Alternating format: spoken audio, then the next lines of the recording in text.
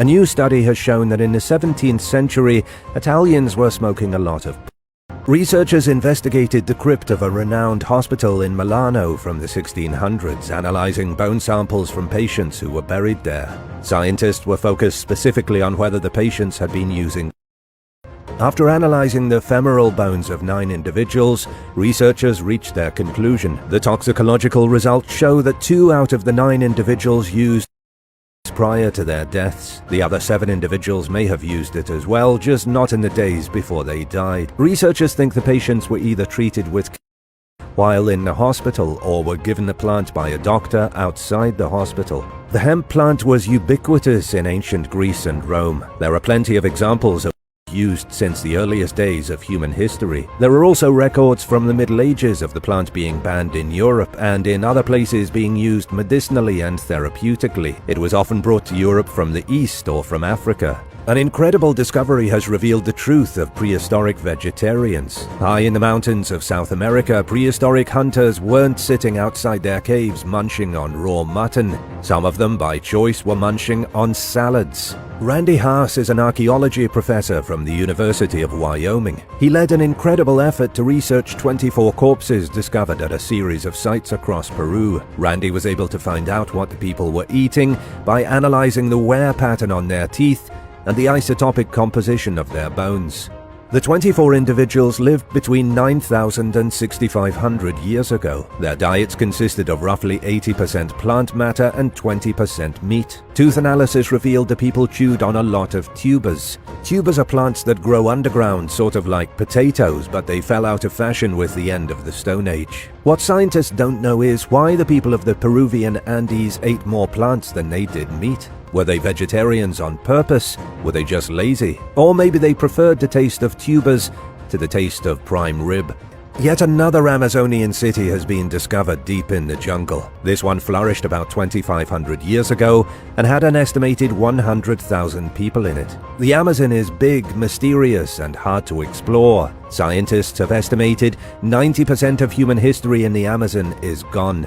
It's been swallowed by the jungle and will never be found. Scientists from the French National Center for Scientific Research recently turned to Ecuador's Opano Valley for signs of ancient life. The Opano Valley is situated along the edge of the foothills of the Andes, a verdant landscape between mountain and jungle. One of the researchers involved, Antoine Dorison, told the BBC that this discovery changes the way experts view Amazonian cultures. The ancient people of the Amazon were not small groups living in huts and wearing loincloths. They built fantastic cities, bigger and more powerful than the ones in Europe at the same time.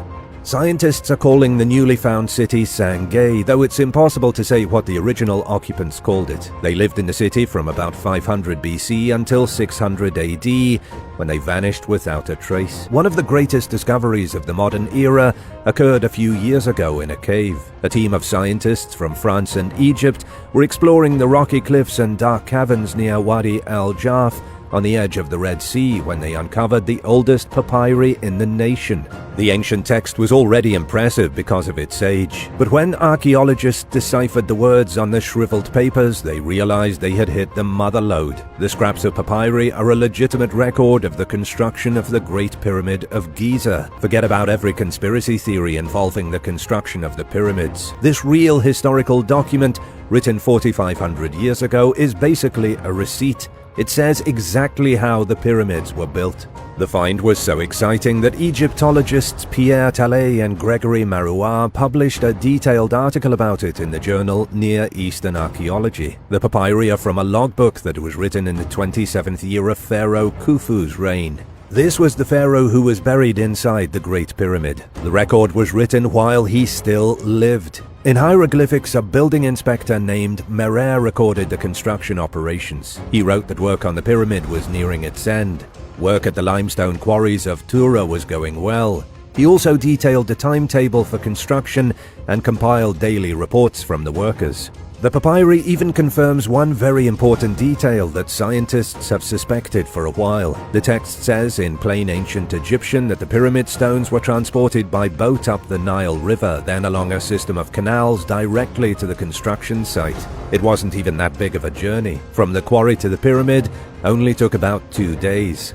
The papyri are broken into 800 extremely fragile fragments. The Egyptian Ministry of Antiquity has already placed over 100 of them into glass frames and put them on display at the Egyptian Museum in Cairo. Marais even recorded the name of the construction project manager. A vizier by the name of An-Kaef, the half-brother of the pharaoh, was the man in charge of the whole project. It wasn't the only project on the go either. There was a harbour being built along the Mediterranean Sea. Egypt was in full build mode. I don't want to burst anyone's bubble, but the document proves the Great Pyramid was built by ordinary men, not aliens. 8,000 years ago, prehistoric people living on Britain's coastline got a very rude awakening. A tsunami estimated to be over 60 feet tall crashed into the shore and wiped out entire communities. It was an event that even by modern standards would be horrific and devastating. For Stone Age people, it was the apocalypse. Scientists at the University of York found evidence of not just a tsunami, but the consequences it had on prehistoric civilization. The tsunami appears to have been caused by an underwater landslide off the coast of Norway. Sediment deposits from the event have been found in northern England, suggesting a tsunami of biblical proportions. It was so big that trace sediments have been found all the way in Greenland. According to Dr. John Hill, the tsunami devastated coastal communities, especially because it likely occurred in autumn. Summer was over, the last few berries were being picked from bushes, and suddenly the ocean rose like an angry god and destroyed peaceful seaside communities. John said the scale of the waves would have been unprecedented. It was something the people had never seen or even heard of before. With their settlements destroyed and winter fast approaching, it was bad news for anyone who survived. Archaeologists also found evidence of a sudden drop in population. Looking at sites across northwestern Europe from 8,000 years ago, researchers identified a sudden lack of people. Settlements shrunk, fishing villages evaporated, and human activity slowed way down. Archaeologists think the tsunami caused such widespread damage, it had a lasting effect on the population. Chokhitam is not a big name when it comes to ancient cities, but it might be soon. One of the most amazing artifacts from the Maya world was just found here, recovered from a pyramid tomb.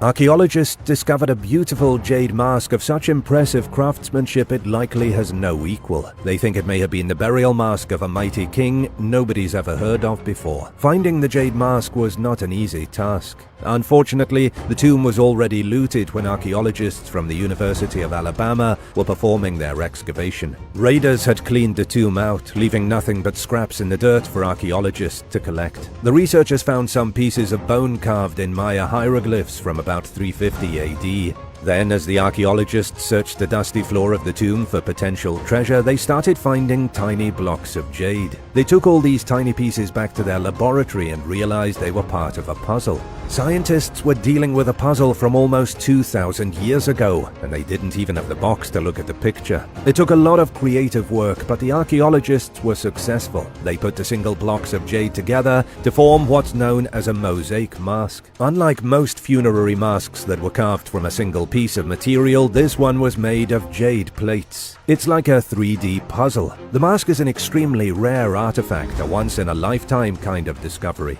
Now archaeologists just need to figure out who the mask belonged to. They think the pillaged tomb was likely made for a king of Chokhitam, but it's still unknown. An exceedingly unusual figure was recently found in Turkey. The statue of a male humanoid was discovered at one of the oldest temples in the world. The statue is of a man holding on to his reproductive organ with both hands, like it might try to run away from him. Researchers think the figure may have been the leader of a social group, maybe the chief of an ancient clan. It may have also been carved in the image of an early fertility god. Scientists don't know. Ted Banning from the University of Toronto told Live Science that any interpretation of the statue is purely conjecture. All right, the statue is a little creepy, but it's also hugely important to the history of humanity. It was found at a temple that was built 11,000 years ago. The site of Karahan Tepe is older than the pyramids, older than Stonehenge, and older than any other complex human site outside Turkey. It's ancient